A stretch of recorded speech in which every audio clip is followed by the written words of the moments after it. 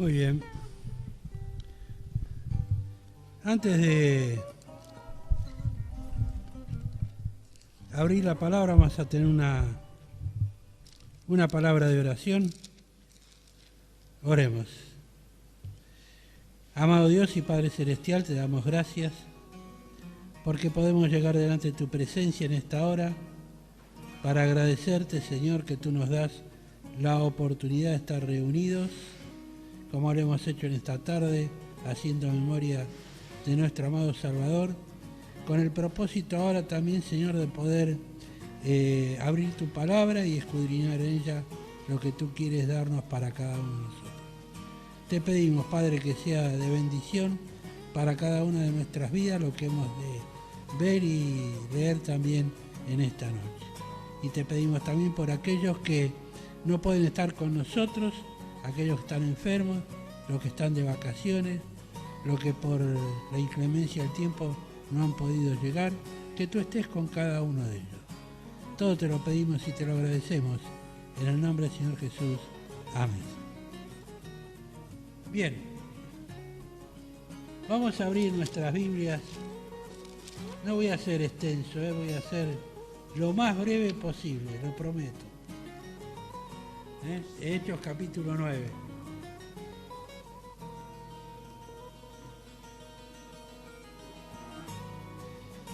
Vamos a leer unos versículos.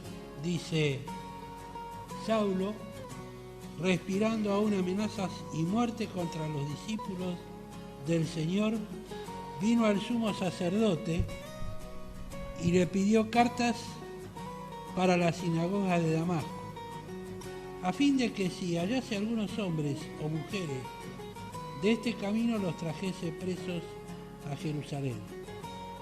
Mas yendo por el camino aconteció que al llegar cerca de Damasco repentinamente le rodeó un resplandor de luz del cielo, y cayendo en tierra oyó una voz que decía: Saulo, Saulo, ¿por qué me persigues? Él dijo: ¿Quién eres, Señor? Y él le dijo: Yo soy Jesús, a quien tú persigues. Dura cosa te es dar coces contra el aguijón. Él, temblando y temeroso, dijo: Señor, ¿qué quieres que yo haga? Y el Señor le dijo: levántate y entra en la ciudad y te dirá lo que debes hacer. Los hombres que iban con Saulo se pararon atónitos, oyendo a la verdad la voz, mas sin ver a nadie. Entonces Saulo se levantó de tierra y abriendo los ojos no veía a nadie. Así que llevándole por la mano le metieron en Damasco, donde estuvo 3 días sin ver y no comió ni bebió. Había entonces en Damasco un discípulo llamado Ananías, a quien el Señor dijo en visión: Ananías. Y él respondió: heme aquí, Señor. Y el Señor le dijo: levántate y ve a la calle que se llama Derecha y busca en casa de Judas a uno llamado Saulo, porque aquí él ora, y ha visto en visión a un varón llamado Ananías, que entra y le pone las manos encima para que recobre la vista. Hasta acá nomás por el momento. Seguramente que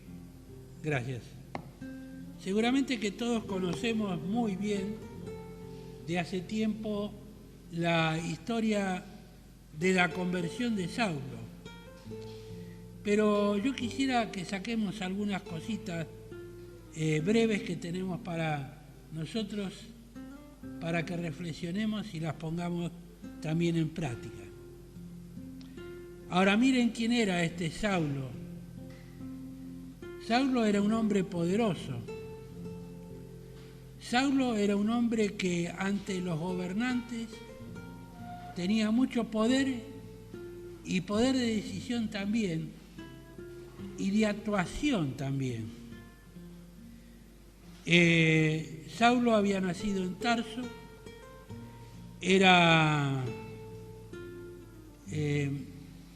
un hombre que sus padres desde chico lo condujeron muy bien en todo lo que era la ley, para que cumpliera la ley, era cumplidor de la ley, había estudiado a los pies de Gamaliel, maestro de maestros, y tenía todas las condiciones perfectas para ser un hombre perfecto. Pero Saulo tenía una dificultad.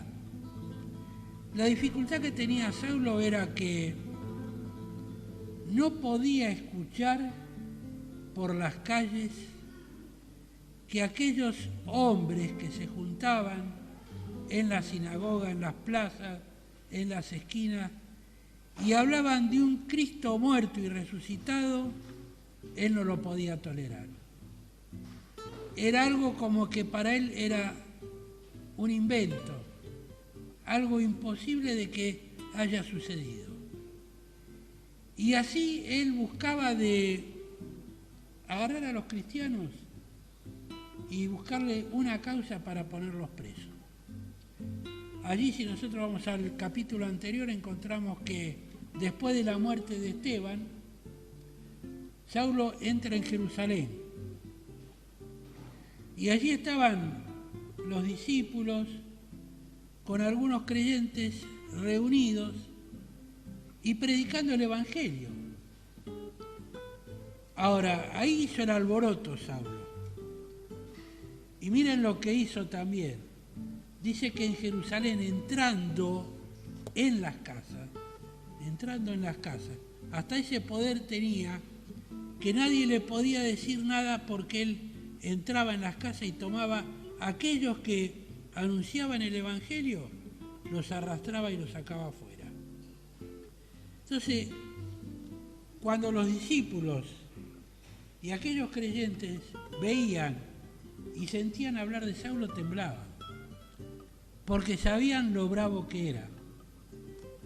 Entonces ahora acá deja Jerusalén y se entera de que en Damasco iba a haber un gran movimiento cristiano.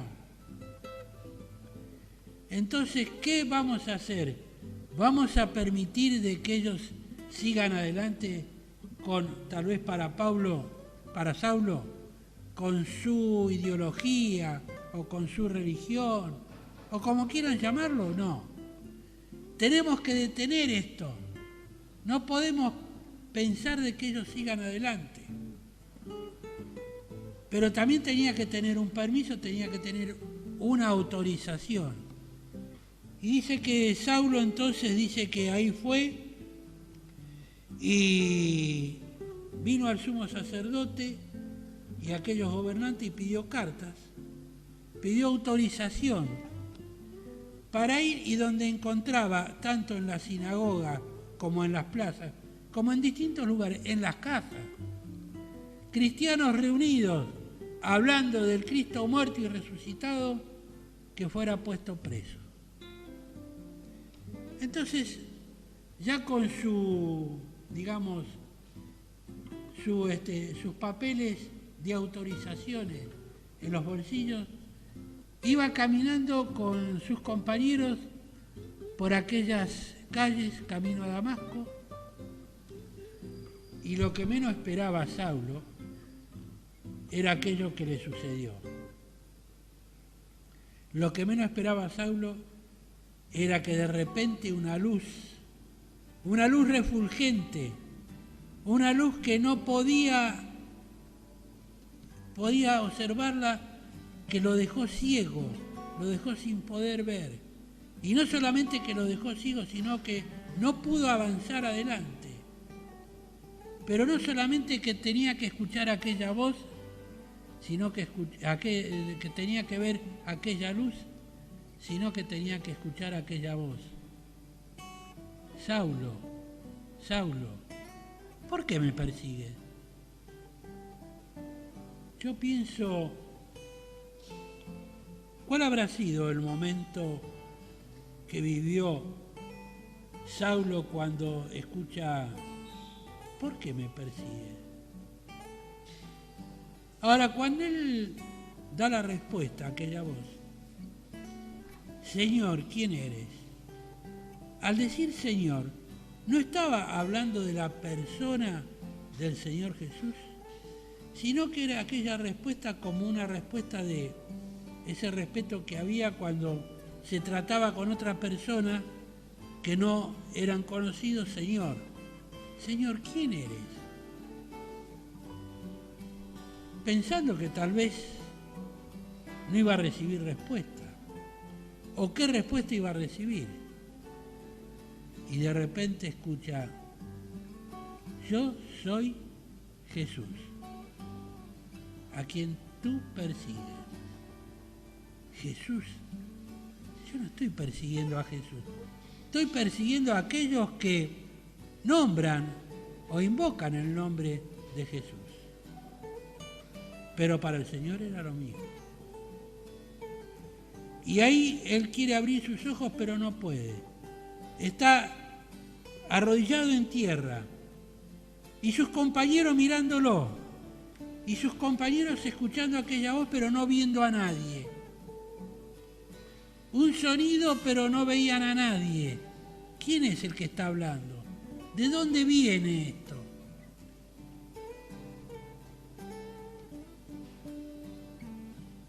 Un hombre que está frente, que tiene un encuentro personal, íntimo, con Cristo. Y la respuesta de aquel hombre es: Señor, ¿qué quieres que yo haga? Señor, ¿qué quieres que yo haga? Ahora, era un hombre que no tenía conocimiento de Dios.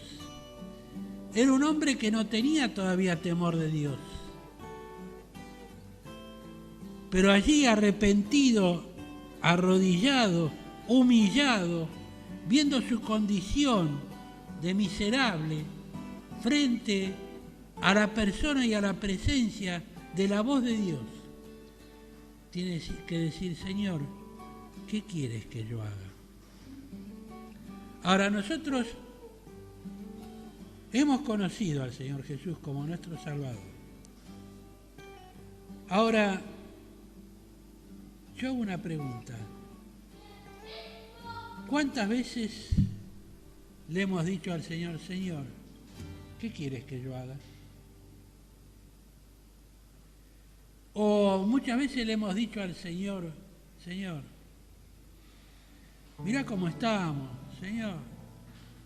Mira que estoy bajoneado, Señor. Mira que fulano se fue, Señor. Mira que aquel no viene. Y después habla, y Señor, y el Señor tiene los oídos que hacen un zumbido tremendo de quejas. Pero no escucha: Señor, ¿qué quieres que yo haga? Es lo que Él no escucha de nosotros. ¿Qué quieres que yo haga? Y es lo que quisiera Él, ¿no? Él quisiera que le digamos: Señor, ante esta circunstancia, ¿qué quieres que yo haga? ¿Qué quieres que yo haga? Enseguida allí Saulo recibe aquella respuesta del Señor. Mira, entonces, que se levantara y que entrara en la ciudad, y allí se le iba a decir lo que debía hacer. Allí se levanta Saulo, lo toman de su mano y lo llevan. Qué difícil, ¿eh? Un hombre con un poder tremendo, un hombre dispuesto a tomar, como había hecho antes, arrastrar a aquellos cristianos, sacarlos fuera de las casas. Ahora lo toman de la mano para llevarlo porque él solo no podía andar. No sabía dónde estaba el camino, no sabía por dónde ir. Ahora tiene que caer arrepentido y humillado, dejarse llevar. Y es llevado hasta la ciudad de Damasco. Pero aquí tenemos otro incidente. Allí había un hombre, un siervo de Dios, Ananías. Y entonces dice que el Señor le dijo a Ananías en visión: Ananías. ¿Y qué respondió Ananías? Heme aquí. Heme aquí. Me hace acordar aquel hecho que encontramos nosotros también allí en el Antiguo Testamento, cuando Samuel escucha aquella voz: Samuel, Samuel. Y pensando que era el sacerdote, va y le dice: ¿qué quieres? Yo no te llamé. Va y se acuesta nuevamente: Samuel, Samuel. Y vuelve otra vez a levantarse: ¿qué quieres? Yo no te llamé. Y así, una, dos, hasta la tercera vez, cuando aquel hombre se da cuenta quién era que estaba llamando a Samuel. Y le dice: cuando escuches otra vez, responde: habla Jehová, que tu siervo oye. Me hace acordar a esto: habla Jehová, que tu siervo oye. Y a veces el Señor llama y llama y llama, esperando una y otra vez que tengamos esta respuesta. Habla, Señor, que tu siervo oye. O heme aquí, como dijo Ananías. Pero ahora tenemos la otra contra de Ananías. Cuando Ananías escucha que el Señor le dice: mira, ve a Damasco, allí en la casa de Judas, allí fue un hombre. Hay un hombre que está orando. Un hombre que tuvo un encuentro personal conmigo. Un hombre que necesita ser atendido. Un hombre que necesita ser discipulado. Un hombre que necesita ser enseñado. Y este hombre es Saulo. Pero Señor, ¿cómo me mandas a hacer eso? Pero, ¿no sabes quién es Saulo? ¿No sabes las artimañas que tiene él?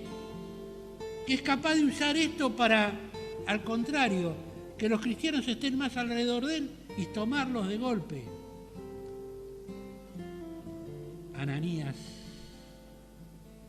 te mando que vayas, porque instrumento escogido me es este para la obra. Te mando que vayas. Ahora, ¿no nos hace pensar en estos que sí, que no, que sí, que no, que voy, que quién es? Que muchas veces somos así nosotros. ¿Pero y qué voy a hacer? ¿Para qué? ¿Por qué? ¿Cuándo? ¿Dónde?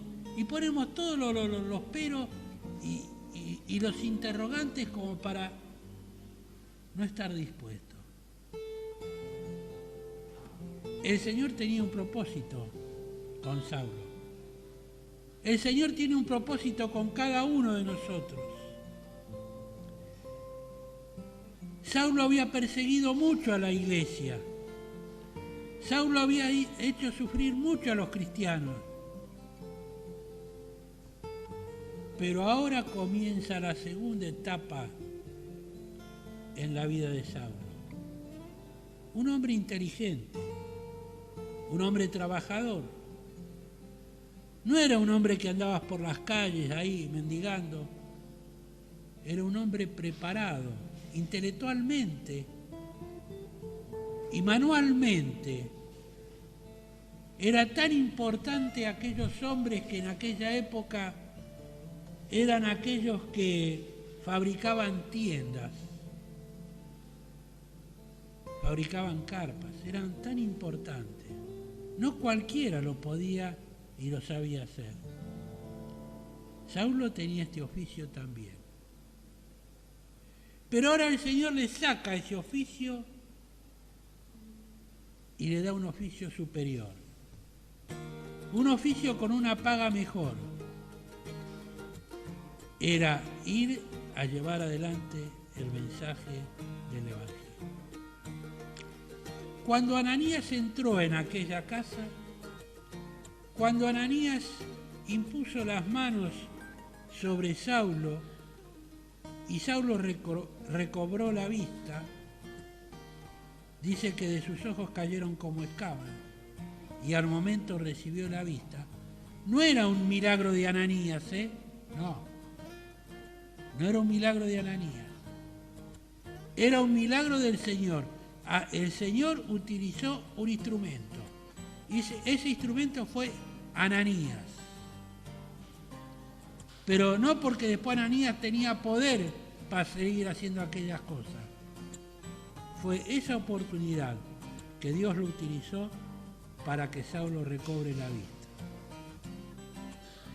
Y dice que Saulo, entusiasmado, dice que se repuso comiendo, se bautizó e inmediatamente comenzó a predicar el Evangelio. ¿Cuánto tiempo tenemos que estar para predicar el Evangelio?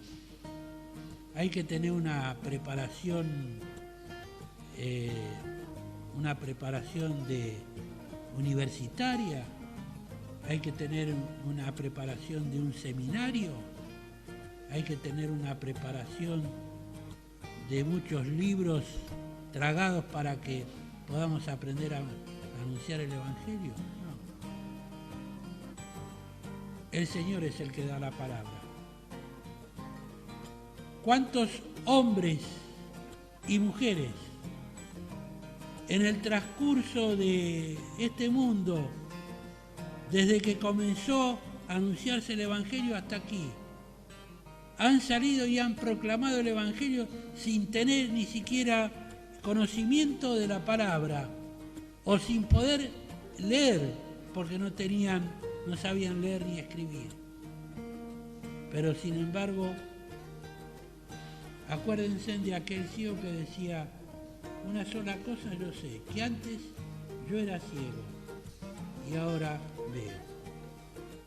Una sola cosa yo sé, que antes era un pecador, pero ahora soy salvo por la gracia de Dios, porque Cristo me salvó, porque tuve un encuentro personal con Él. Y Saulo siguió predicando el Evangelio. Y Saulo no solamente que siguió predicando el Evangelio, Saulo constituyó iglesias. Saulo comenzó a escribir, impartiendo doctrina a aquellos que estaban en las diferentes iglesias. Pero esto no era todo. Lo que antes Saulo hacía, que sacrificaba a los cristianos, ahora él los hacía sufrir. Ahora estaba sufriendo él por causa del Evangelio.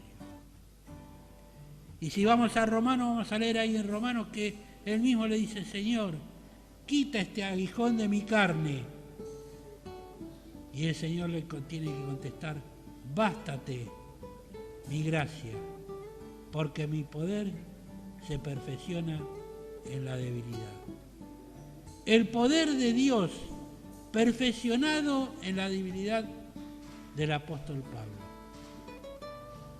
Un gran hombre de Dios, un gran predicador, un gran enseñador de la palabra y de la doctrina de Dios. Y yo solamente quería dejar esto. Lo que hizo Saulo en su momento: Señor, ¿quién eres? Señor, ¿qué quieres que haga? Había una vez que me dieron un cartelito que decía este texto: Señor, ¿qué quieres que haga? Yo lo tuve mucho tiempo pegado ahí. Cada vez que me sentaba en el escritorio lo veía frente a mí, como una nota de primera nota que tenía en el día yo al levantarme. Señor, ¿qué quieres que haga? Hasta que ya después no lo miraba más porque lo había aprendido de memoria. Sentarme y decir: Señor, ¿qué quieres que haga? ¿Cuántas veces le hemos dicho: Señor, ¿qué quieres que haga? El otro día estábamos hablando de las pruebas. Y parece que a veces las pruebas decimos que son lo que nos pasa en nuestra vida personal. Pruebas de enfermedad, falta de dinero, falta de trabajo y un montón de cosas. Pero pruebas también son aquellas que nosotros tenemos que comenzamos en la obra. Es como si fuéramos caminando por el campo sembrado y en lugar de ver aquella siembra que está lista para cosechar, entramos a ver la maleza. Estos yuyos que vienen a echar a perder todo. Y aquel otro que está allá, y aquel otro que está allá. Y así nos pasa en la obra. No decimos, Señor, ¿qué quieres que haga? Porque si decimos, Señor, ¿qué quieres que haga ante tal situación? El Señor nos va a indicar qué es lo que podemos hacer nosotros. Y si cada uno de nosotros ponemos este pensamiento en nuestra vida y le contestamos y le decimos, Señor, ¿qué quieres que haga? Y seguramente que por ahí me va a decir, bueno, a mí anda a visitar a fulano. Y Esteban le dice, Señor, ¿qué quieres que haga? Y bueno, mirá, tenés que visitar a fulano. Porque pasa esto y esto con él. Prepárate y anda a visitarlo. Dale una palabra de aliento. Dale una palabra de consuelo. Y fulano también, dale una palabra para que se vuelva a congregar. Esa es la tarea que el Señor quiere que hagamos. Señor, ¿qué quieres que haga? Ananías se quiso retobar. Jonás se retobó. Que no nos pase como a Jonás. Hay preparado un gran pez. Todavía del barco no nos echaron al agua. Pero ese pez está hambriento, esperando que caigamos al agua para devorarlo. No hagamos como Jonás. Andá allá, Nínive, a predicar y yo me voy para allá porque es más fácil. No, que voy a seguir acá, no. Allá, mirá, la alegría que hay, el gozo, las canciones, el movimiento, la juventud. Pero no le decimos, Señor, ¿qué quieres que haga? ¿Me quedo o me voy? Señor, ¿qué quieres que haga? ¿Hago como Jonás? Me va a decir que no. ¿Hago como Ananías? Sí, levántate y ve. Levántate y ve. No te quedes. Porque hay quien te está esperando. Hay quien está esperando que impongas tus manos sobre él. Hay quien está esperando una palabra de aliento. Hay quien está esperando una palabra de consuelo. Un momento juntos de oración. Aquella palabra, vení que te estamos esperando. Yo les voy a contar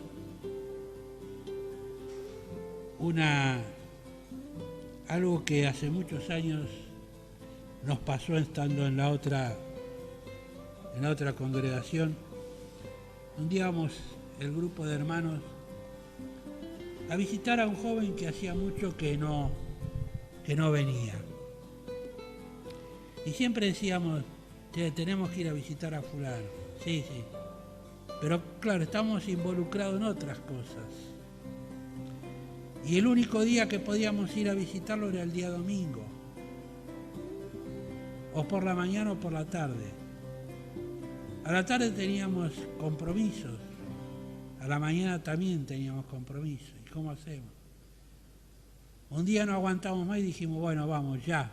El domingo que viene, sin falta, dejemos todo arreglado hoy para el domingo que viene ir a visitarlo. Vamos, llamamos a la casa, nos abre, nos atiende. Tuvimos una oración, conversamos con él y la respuesta de este hermano fue: miren, les digo la verdad, ya está todo hablado. Ya desde el miércoles hemos comenzado a ir. Si ustedes hubieran venido 15 días antes, yo no me iba. Si ustedes hubieran venido 15 días antes, yo no me iba. Pero me sentí solo, me sentí desprotegido y tomé esta decisión. ¿Saben cuánto tiempo a mí me dolió en mi corazón esa respuesta? ¿Por qué no lo hicimos antes? ¿Por qué fuimos tan quedados?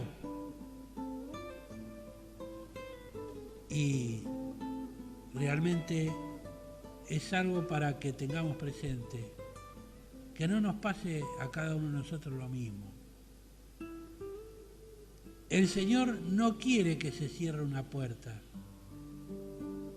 pero el Señor tampoco quiere que tú te quedes sentado. El Señor no quiere que seas un Jonás. El Señor quiere que seas un Samuel. Habla porque tu siervo oye. Que seamos un Ananías. Señor, ¿qué quieres? Heme aquí. Envíame a mí.